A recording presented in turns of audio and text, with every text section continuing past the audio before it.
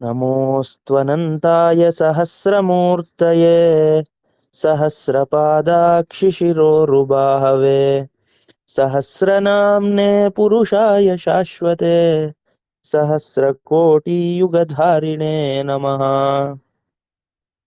ईश्वरो विक्रमी धन्वी मेधावी विक्रमः क्रमः अनुत्तमो दुराधर्षः कृतज्ञः कृतिरात्मवान्। गतदिने तत्र मेधावी विक्रमः क्रमः इति विषये वयं दृष्टवन्तः। तत्र मेधावी इति शब्दस्य अर्थः एवमस्ति, मेधा अस्य अस्ति इति मेधावी।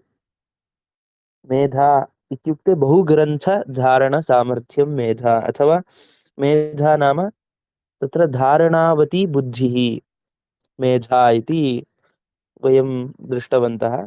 धारणावती बुद्धिः इति यत्र तत्र स्मरणशक्तिः सम्यक् भवति, अथवा एकवारमेव श्रुत्वा सम्यक् स्मरति इति।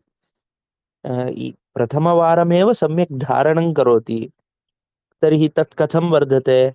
सतताध्ययनेन वर्धते इति एकम् उक्तं। पुनः तत्र मेधायाः विषये बहु किमपि उक्तं। सतताध्ययनेन मेधा वर्धते इत्युक्ते निरन्तरं एकमेव एकस्यैव अध्ययनं सम्यक् रूपेण इति। प्रतिक्षणं चञ्चलमनः भवति चेत् न भवति मेधा शक्तिः। पुनः किं किम् उक्तं मेधा कथं वर्धते इति एकवारं। मेधा एतत् सर्वं मम मेधाशक्तिः न्यूनमस्ति, अतः गतदिने उक्तम् अहमेव विस्मृतवान्। तर्हि मेधाशक्तिः किञ्चित् न्यूनम् अस्माकं भवितुम् अर्हति, किन्तु तत्र परमात्मनः इति यदस्ति, एकं क्षणम् एकं सेकेण्ड् अपि तत्र सः न विस्मरति इति। अस्मिन् क्षणे एकं जातं जगति बह्व्यः घटनाः भवन्ति, बहुत सारे घटनाएं होते रहते हैं, तर्हि एकं लघु घटनां स्मर्तुं कष्टं भवति खलु। यदि भवन्तः किञ्चित् संस्थां किमपि चालयन्ति, कोई संस्था को चलाते हैं, तर्हि उन्नत स्तरे स्थित्वा यदा चालयन्ति, लघु लघु घटनानां विषये तथा ध्यानं न भवति। छोटे छोटे विषयों के ऊपर उतना ध्यान अथवा सर्वदा ज्ञानं न भवति। केचन विषयाः अज्ञानेन गच्छन्ति, किन्तु अत्र एकैक लघु घटना अपि भवतु, तस्य धारणम् एतस्मिन् भवति, इसमें होता है। तर्हि तत्र ईश्वरः इति शब्दः पूर्वम् आगतं किल। ईश्वरः इत्युक्ते तत्र लीडर् इति चिन्तयामः चेत् केवलं तस्य किमपि कर्तव्यं भवति, उसका कुछ कर्तव्य होता है। यथा मनुष्यस्य एकं कर्तव्यमस्ति, सः मनुष्यं रचयित्वा सः मह्यम् एतत् चिन्ता मास्तु, एषा चिन्ता मास्तु इति अन्यत्र तत्र उपविशति इति नास्ति।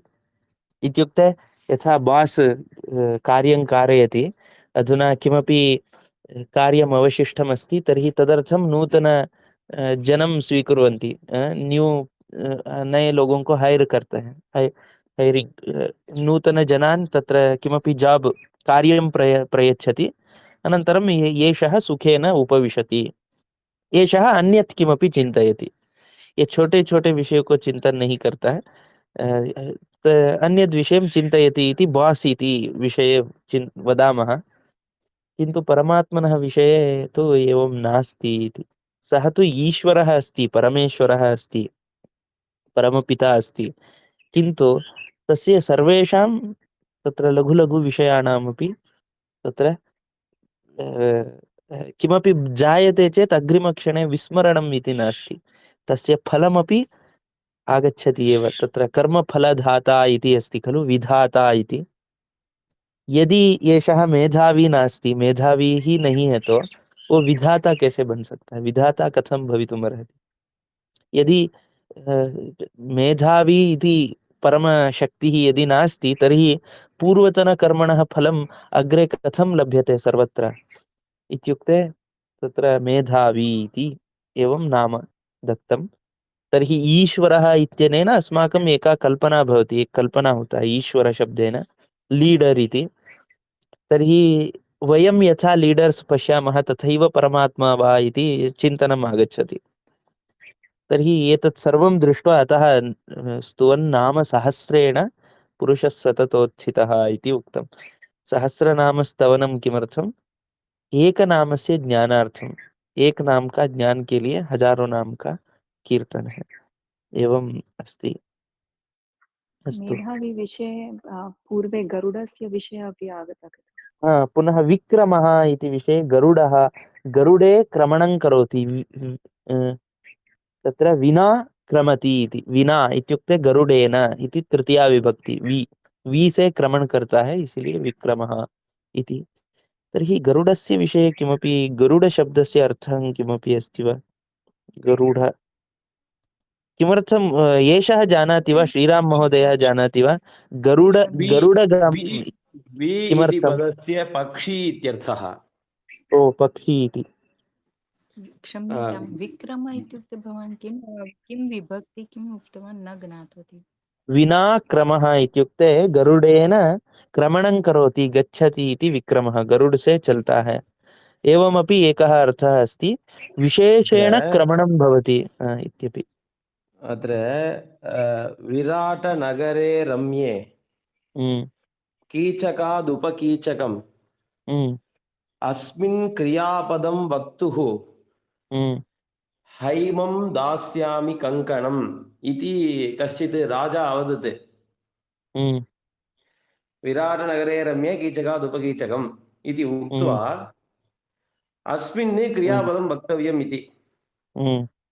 तत्र क्रियापदम् आट इति। किमिति? आट, अटति। अटति कुत्र? विराट। विहि आट। कीचकशब्दस्य शाखा इत्यर्थः। कीचकात् उपकीचकम्। शाखायाः अन्यत् शाखां प्रति विहि आट। ओहो, पक्षिः अटति। पक्षिः अटति इत्यर्थः। तत् केनचित् कविना उक्तं। ततः परं सः किम् अवदत्? हैमं दास्यामि कङ्कणम् इति अवदत्। एतेन कविना उक्तं। तत्पश्चात् तस्य कवेः किञ्चित् उदकं शीतलम् उदकम् अदात् सः। किमर्थं हैमकङ्कणं कुत्र इति कविः पृष्टः। तदर्थं राजा उत्तरम् अवदत्, हैमं हिमसहितं हैमं कम् इति पदस्य जलः इत्यर्थः। कं कणम्, एकं कणं, गंगा जललव कणिका पीता इति वदति किल। तदर्थमेव शीतलं जलकणं ददामि इत्येव मया उक्तं हैमं दास्यामि कङ्कणम् इति। तत्र विशिष्य विहि आट इति अत्र प्रयोगः वर्तते। तत्र विहि इत्युक्ते पक्षिः इति तत्र अस्ति। पक्षी इति अर्थः। तर्हि अधुना विक्रमः इत्युक्ते पक्षिणा क्रमणं करोति इति। तत्र भवान् पुराणं पठितवान् अस्ति। तर्हि विक्रमः इत्यत्र गरुडगमनम् इति अस्ति खलु, तत्र तात्विकविषयः कोऽपि अस्ति वा? भवान् जानाति वा? गरुडगमनं यथा तत्र गरुड इति शब्दस्य अर्थः अत्र एवं दत्तमस्ति, गरुद्भ्यां पक्षाभ्यां डयते इति गरुडः। पक्षाभ्यां दो पक्षों से डयन करता है, गरुद्भ्यां दयते इति गरुडः इति। गरुत् इत्युक्ते तत्र पक्षम् इति अर्थः अस्ति। इत्युक्ते तस्य बहु बलवत् पक्षं भवति, बहु उपरि डयते इति। गरुद्भ्यां डयते गरुडः इति। तत्र तार्क्ष्यः, वैनतेयः इत्यादि अस्ति। बहूनि विष्णुरथः इति। किमर्थं सः विष्णुरथः इति? किमपि तत्र विष्णुः तु सत्त्वगुणस्य अधिपतिः इति अस्ति। तत्र शेषशयनम् इत्येव किमर्थम् उच्यते, तत्र तात्विकविषयः कः इत्यादि अस्माभिः ज्ञातव्यम्, अस्माभिः निरन्तरम् एतस्य पठनं कर्तव्यं। किं किं जातम् अस्माकं संस्कृतौ, वयम् एतादृशं सतत प्रतिनित्यं किञ्चित् अनुसन्धानम् इति भवति खलु, भारतीयचिन्तनानुसन्धानं, तत्तु वयं न कुर्मः, तत्तु त्यक्तवन्तः। अतः भारतीयसंस्कृतिना विमुखाः तत्र भवन्ति। किमर्थं वयं न जानीमः, केवलं गरुडः इति चित्रं वयं जानीमः, केवलं चित्रं दृष्ट्वा हा एषः गरुडगमनः इत्येवं वयं तस्यैव चित्रस्य तत्र संस्थापनं कृत्वा किञ्चित् पूजां कुर्मः, किन्तु वयं सम्यक् रूपेण तत्र तत्त्वं न जानीमः। तर्हि अन्येषां सर्वेषामपि अश्रद्धा एतेन भवति, अल्प तत्र सम्यक् शास्त्रज्ञान अथवा शास्त्रचिन्तनं विना।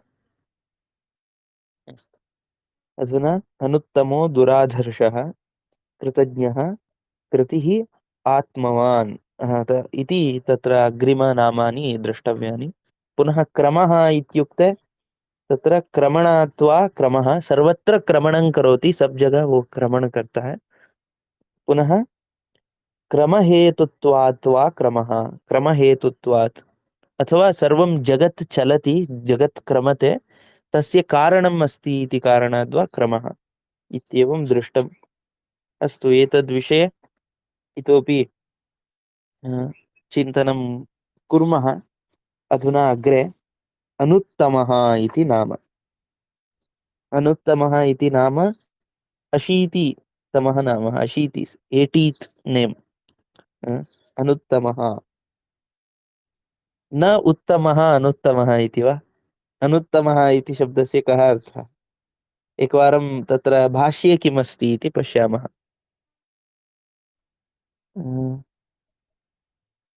तत्र क्रान्ते अविद्यमान उत्तमो यस्मात् सः अनुत्तमः। अविद्यमान उत्तमः, यस्मात् परं नापरमस्ति किञ्चित्, न अपरमस्ति यस्मात् परं न अपरमस्ति इति कुत्रापि अस्ति, नारदपुराणे अस्ति वा, अथवा किमपि न उ इति अस्ति, कस्मिन्नपि उपनिषदि अस्ति। पुनः न त्वत्समो न त्वत्समो अस्त्यभ्यधिकः कुतो अन्यः, न त्वत्समो अस्त्यभ्यधिकः कुतो अन्यः इत्येवं गीता इति अत्र अस्ति इति स्मृतेश्च। इत्युक्ते अनुत्तमः इत्युक्ते त्वदपेक्षया किञ्चित् उत्तमम् इति नास्ति इत्येवम् अर्थः अस्ति। अविद्यमान उत्तमः इत्युक्ते इतः नारायण अपेक्षया उपनिषदि वर्तते। किमिति अनुत्तमो यस्मात् परन्नापरमस्ति किञ्चित् इति तदेव तदेव उपनिषत्। नारायण उपनिषदि अस्ति, यस्मात् परं न परमस्ति किञ्चित्। यस्मात् परं न यस्मान्नान्योदध्यायोऽस्ति कश्चित्। यस्मात् परं न अपरं नास्ति इत्युक्ते तस्यापेक्षया परमपि नास्ति अपरमपि नास्ति इत्युक्ते अपरं नाम अपरम् इत्यस्य कः अर्थः भवति? स एव सर्वत्र विद्यते, तत्कारणात् तस्मात् अन्यः न विद्यते। तस्माद् अन्यः न विद्यते, यस्मात् परं न अपरम् इत्युक्ते अत्र परशब्दस्य अन्यत् इति अर्थः अस्ति वा, अथवा श्रेष्ठम् इत्यर्थः अस्ति वा? तत्र प्रथमतः यदुक्तं तत् तत्परशब्दस्य श्रेष्ठम् इत्यर्थः। अपरम् इत्युक्ते कनिष्ठं नास्ति, अश्रेष्ठत्ववस्तु नास्ति इति केन वक्तुं शक्यते इति चेत् स एव सर्वत्र विद्यते, तस्मात् तस्मात् कनिष्ठं किमपि नास्ति, न्यूनः किमपि नास्ति इति। तस्मात् न्यूनं किमपि नास्ति एवम् अर्थः अस्ति। तदेव तत्र वयं चिन्तयामः, अस्माकं चिन्तनं तु एकं श्रेष्ठम्, एकं कनिष्ठम्, एकं शुद्धम्, अशुद्धम् इति शरीराभिमानेन सञ्जायते इति तत्र मह्यम् एवं चिन्तनम् आगच्छति। शरीराभिमानम् अस्ति चेदेव खलु शरीरस्य अनुकूलमस्ति तर्हि श्रेष्ठं, शरीरार्थं प्रतिकूलमस्ति तर्हि अश्रेष्ठम्। अस्माकं शरीरार्थं तत् उपयुक्तमस्ति तर्हि शुद्धम्, उपयुक्तं नास्ति तर्हि अशुद्धम् इत्येव चिन्तयामः। यदा अशुद्धम् इति तत्र विविध कोणे तत्र अशुद्धपदार्थाः भवन्ति, तत्सर्वं शुद्धमस्ति चेत्, सर्वत्र परमात्मा अस्ति चेत् तस्यैव भोजनं कुर्वन्ति वा इति चेत् तत्र कश्चन अन्यस्य आहारं तु अस्ति खलु तत्सर्वम्, अन्यस्य कीटस्य वा अन्यस्य प्राणिनः वा, तत्र परमाहारं तस्य शरीरस्य पोषकम् अस्ति। तत् शरीरम् अधुना एव पक्तस्य अन्नस्य खादनं तु ते कीटाः न कुर्वन्ति। वो कीट अभी जो शुद्धरूपेण यत् कृतं तत्तु न कुर्वन्ति, तत्तु न खादन्ति कीटाः। अशुद्धमेव खादन्ति इत्युक्ते अशुद्धं मम शरीरार्थं, तस्य कृते अशुद्धम् अन्यदेव अस्ति। तत्सर्वं शुद्धम् अशुद्धं श्रेष्ठं कनिष्ठं पुनः उष्णं शीतमपि तत्र एतदनुगुणं शरीरानुगुणमपि भिद्यते।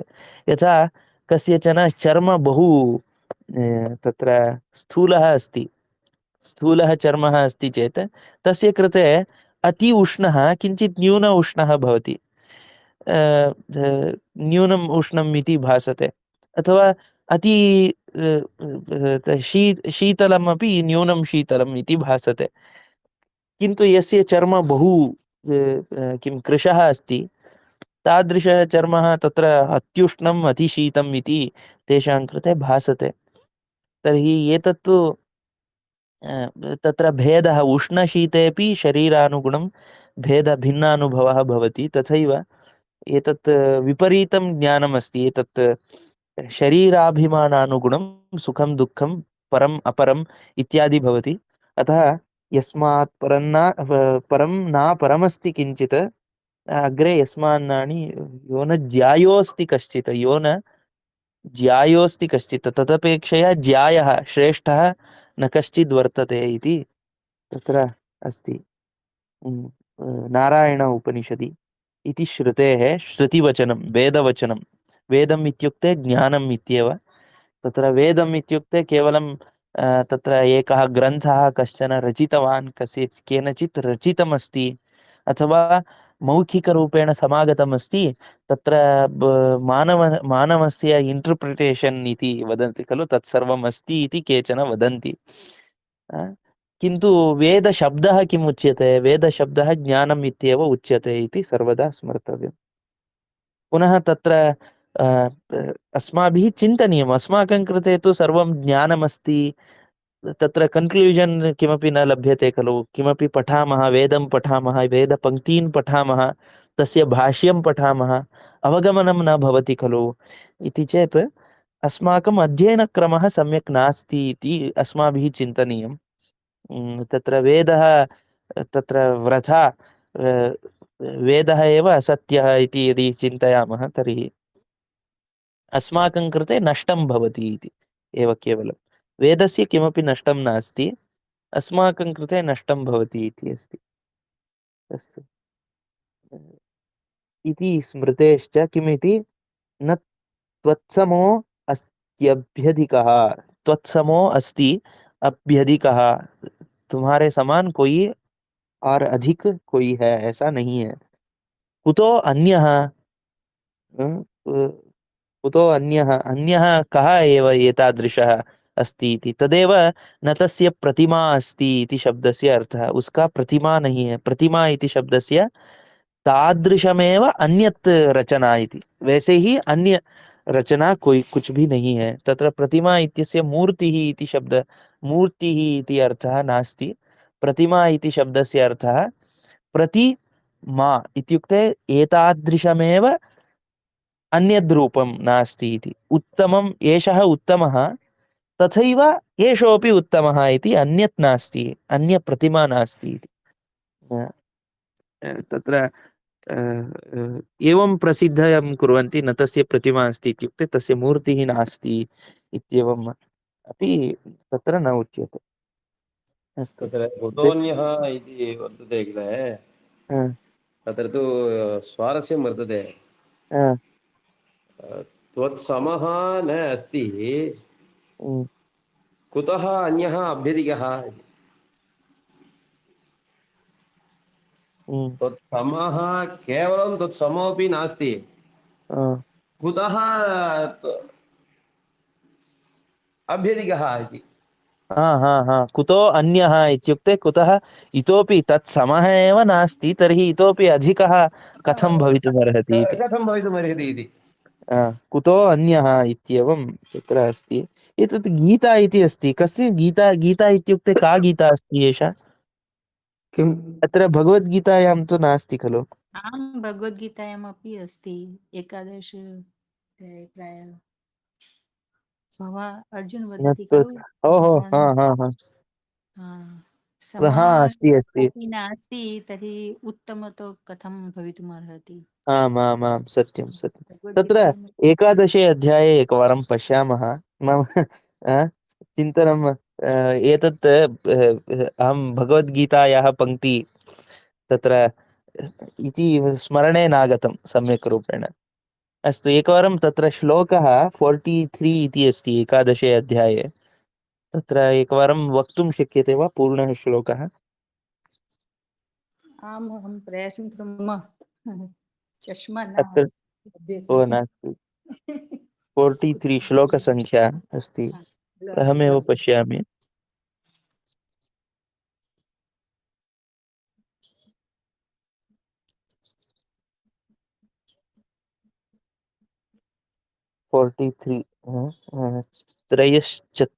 त्रिचत्वारिंशत्।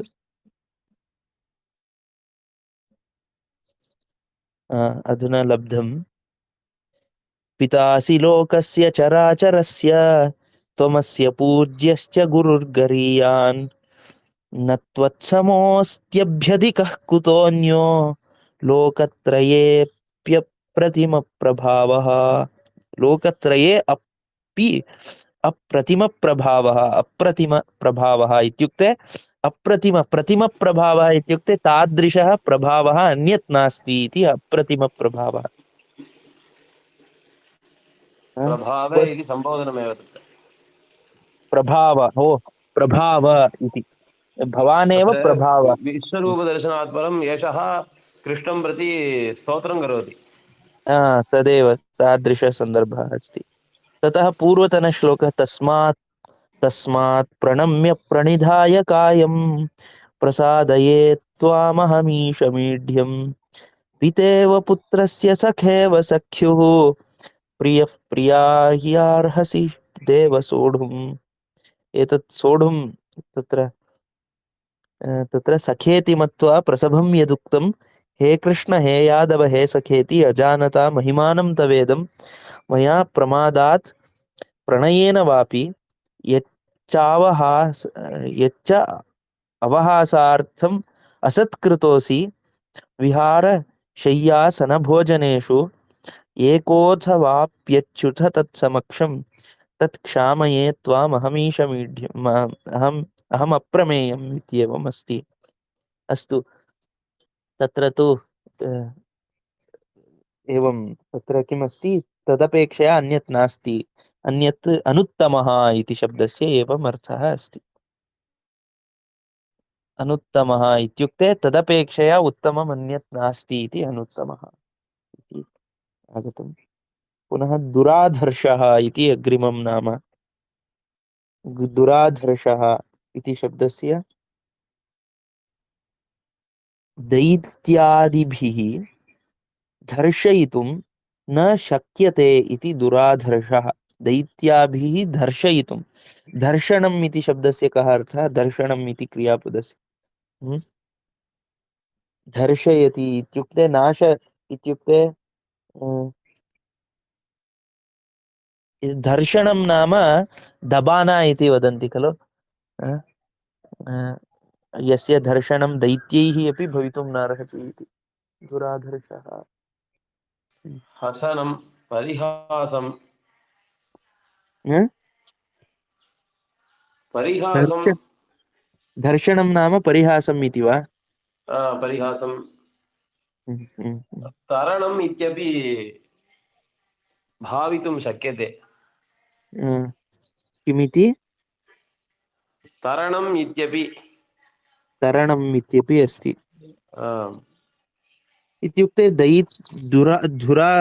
दुराधर्षः इति शब्दस्य दर्शनम् इत्यस्य परिभवः तत्र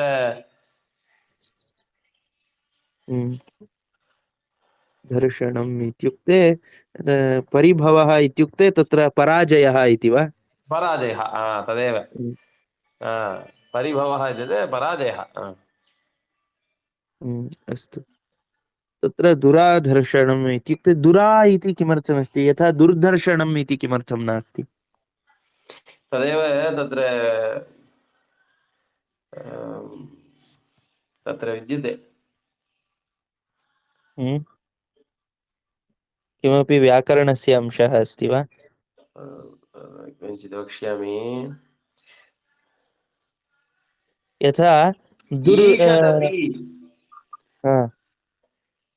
दुःखेन ईषदपि दर्शयितुम् अशक्यं तस्मात्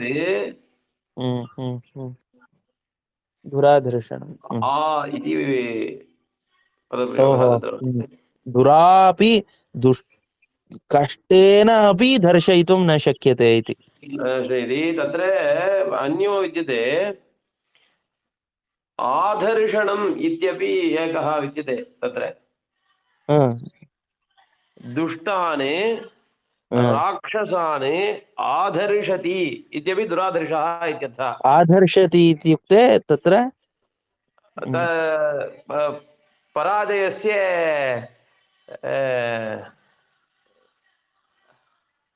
प्रति जयः इत्यर्थः तत्र।